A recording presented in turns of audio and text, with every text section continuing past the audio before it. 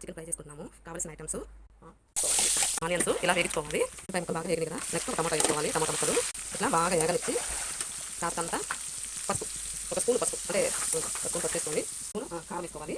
KG కొట్టి వేసుకున్నాక chicken ముక్కలు వేసుకోవాలి. చికెన్ ముక్కలు వేసుకోవాలి. కారం పసుపు అన్నీ వేసుకున్నాక ఇది నాటిన ఫ్రైలో వేసేసుకొని బాగా ఇట్లా వేసుకున్నాక కారం ముక్కలు వేసుకున్నాక బాగా ఇట్లా పెరుగుతుంది. కొంచెం కారం సరిపోతుంది వేసుకోండి. కారం మళ్ళీ కొంచెం వేసుకోండి. స్పూను ఇట్లా కలుపుకోండి. ఒక 5 minutes 10 minutes వేగాలి బాగా. ఒక స్పూన్ సాల్ట్ వేసుకోవాలి చికెన్లోకి. మసాలా కావాల్సిన ధనియాలు కొంచెం వేడి చేసేసి వేసి పక్కన పెట్టుకోవాలి. అట్లా బాగా ఉడకనిచ్చి ఒక గ్లాసు వాటర్ పోసుకోవాలి. కూరలో కొని ఒక 20 minutes చికెన్ని బాగా ఉడకనివ్వాలి. ఈలోపు మసాలా కావాల్సినవి ధనియాలు వేసి పెట్టుకున్నాము. ఈ ధనియాలు, కొబ్బరి, చిన్నులపాయ, అల్లం మొత్తం వేసుకొని పౌడర్ వేసుకోవాలి. చెప్పాను కదా, మసాలాలు మొత్తము ఇట్లా మిక్సీ చేసి పౌడర్ చేసి పెట్టుకోవాలి. కూర ఉడుకుతుంది, వాటర్ అన్ని ఇంకిపోవాలి. కూరలో కలిపెట్టుకోవాలి. కూర బాగా దగ్గర పడింది. ఇప్పుడు మసాలా వేసేసుకోవాలి. వేసుకొని బాగా కలిపేసుకోవాలి.